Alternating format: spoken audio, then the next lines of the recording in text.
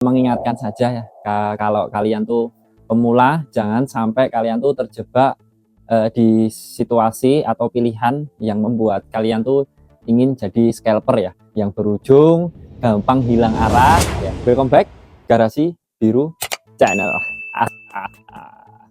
Oke, sebelum kita lanjut, aku mau disclaimer dulu ya.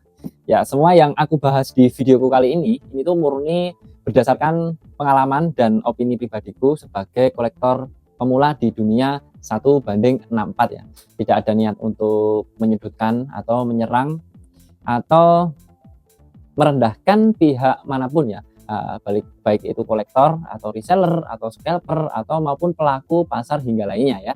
Oke, kalau begitu langsung saja kita bahas.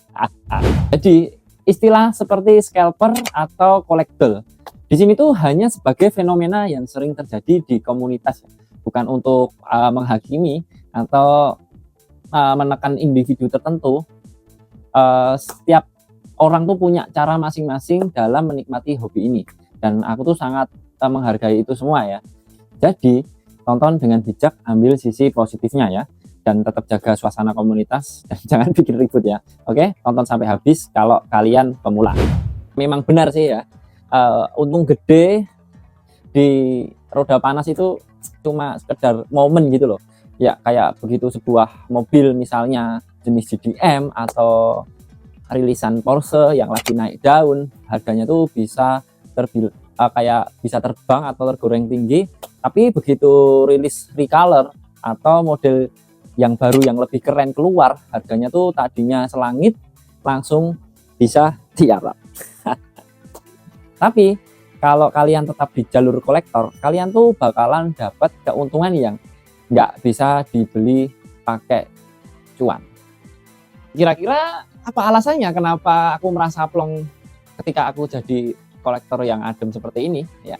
Oke, untuk yang pertama, season dahan ya. Ada kepuasan batin pas lagi iseng ke minimarket atau toko mainan ya. Nemu barang yang bagus di gantungan dengan harga yang retail ya. Kalau niatnya scalper mungkin kalian bakal kayak stres ya kalau barang yang kalian incar itu nggak ketemu di rak gantungan ya.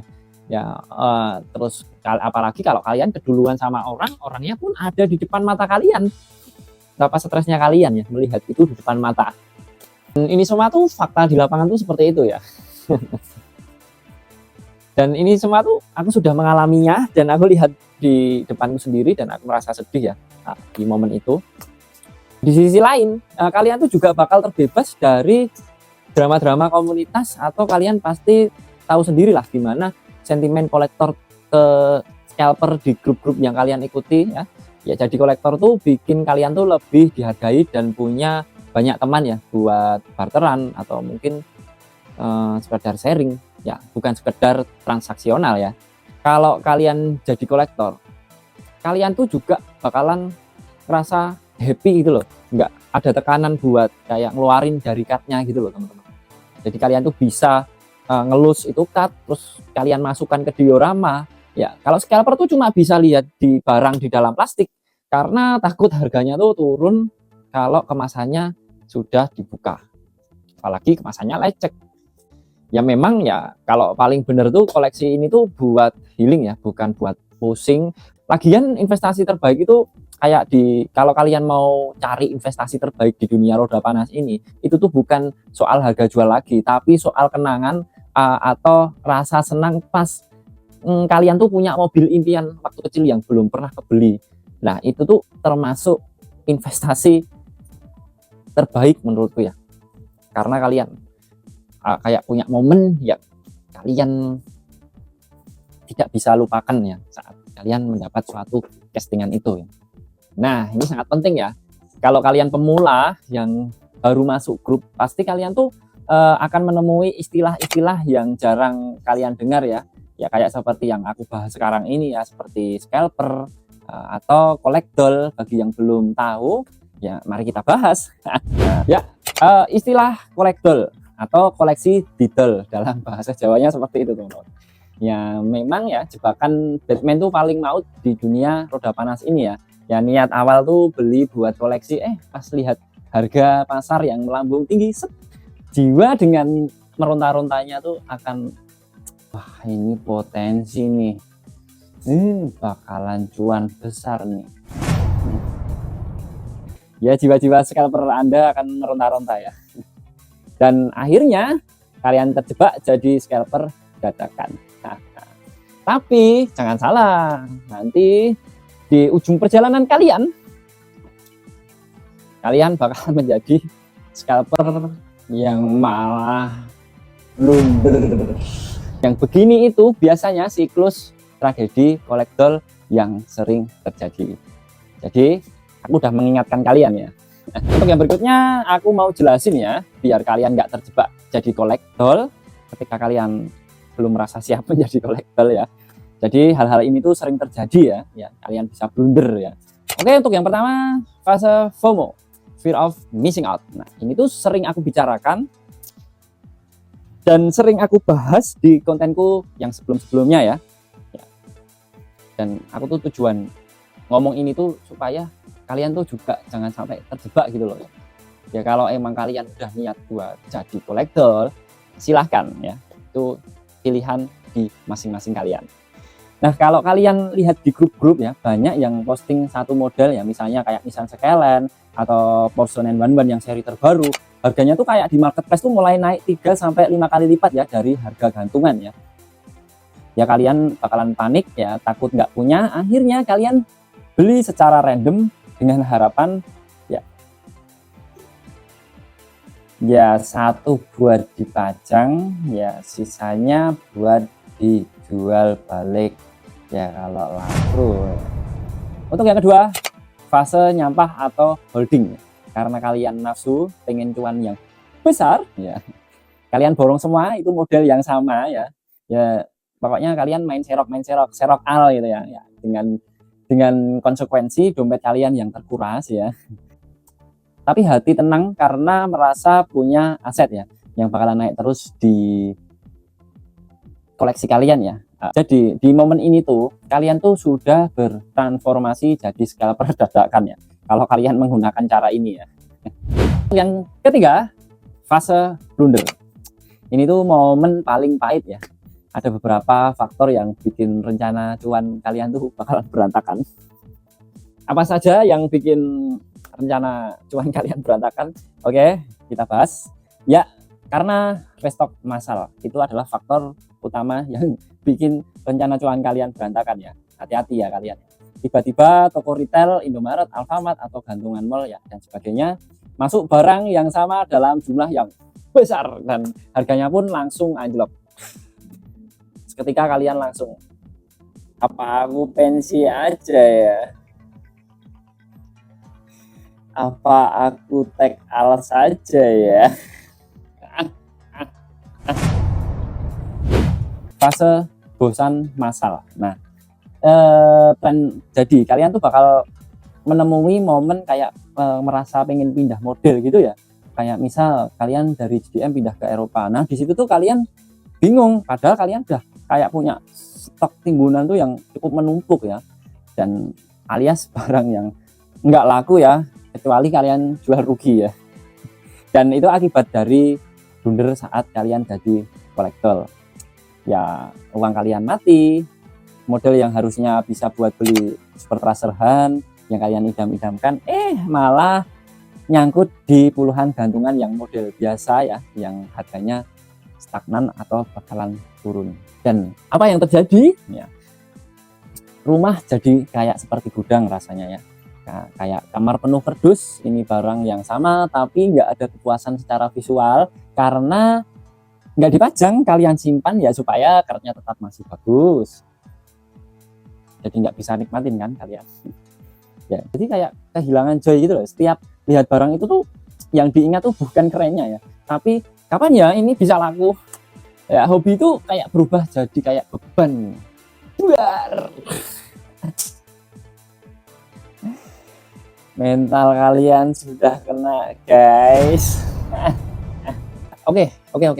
Jadi gini teman-teman ya, kalau kalian tuh pengen jadi kolektor yang sehat, itu tuh jual satu buat beli yang lebih langka, bukan timbun yang banyak buat cari kaya gitu loh. karena scalper yang beneran itu punya modal yang kuat, sedangkan kalian itu mengandalkan uang, entah uang saku kalian kalau kalian masih sekolah, atau entah kalian kalau kerja harusnya buat beli kota malah beli castingan, ya kan dananya masuk ke yang tidak semestinya begitu loh.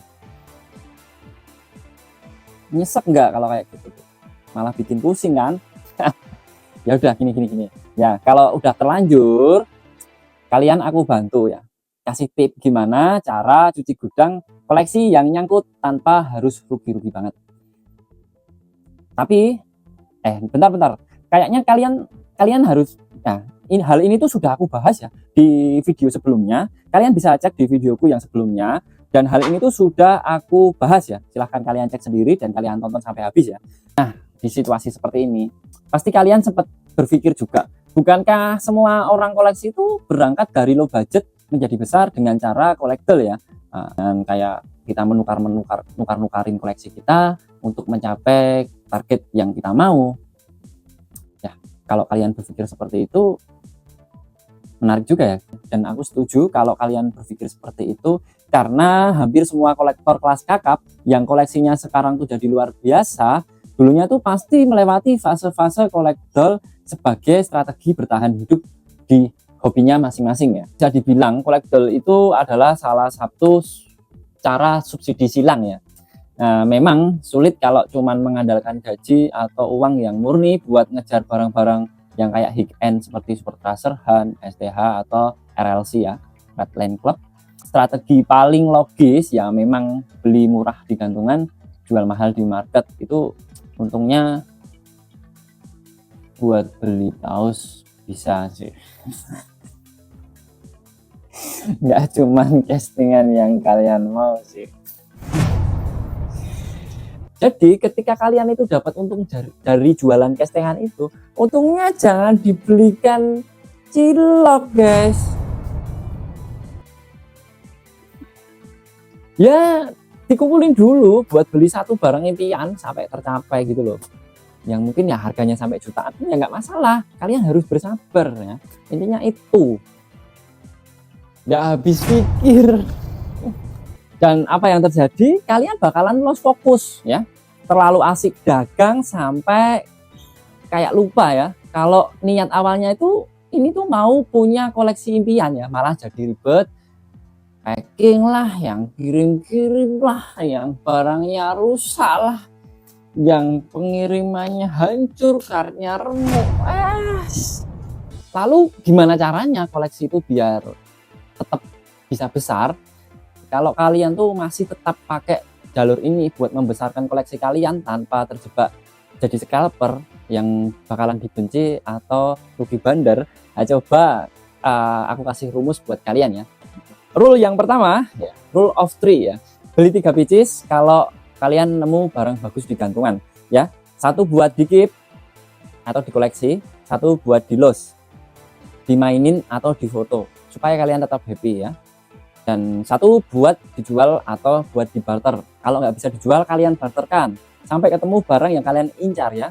Hasil jual yang satu ini tuh harus bisa kayak menutupi modal 2 barang lainnya ya. Jadi koleksi kalian tuh jatuhnya gratis ya. Kalau bisa laku ya, itu win-win solution ya, maksudnya. Cara cerdas sih, ini udah aku terapin kemarin juga sempat seperti itu juga. Ya emang nggak semua gratis guys. Oke, kalian harus paham exit plan ya. Sebelum beli buat dijual lagi, kalian tuh harus tahu siapa yang mau beli. Jangan sampai nyangkut di barang yang cuma kayak musiman gitu loh. Kalian pikir secara matang ya. Jangan sampai nyangkut ya. Pusing. Jadi kalian tuh juga perlu jaga networking di dunia 1:64. Relasi itu segalanya pokoknya. Jadi kadang barter barang yang kayak harganya setara jauh lebih kayak menguntungkan daripada kalian tuh cuma jual beli kena potongan admin lah, marketplace lah. Kalau kalian beli di marketplace ya, tapi kalau COD ya silakan. Jadi menurutku koleksi ini tuh sebuah seni mengelola aset hobi ya. Selama tujuannya buat naik ke koleksi yang lebih bagus, itu sah-sah aja. Sekarang koleksi besar apa yang lagi kalian incer lewat jalur kolektor ini? Tulis di kolom komentar ya.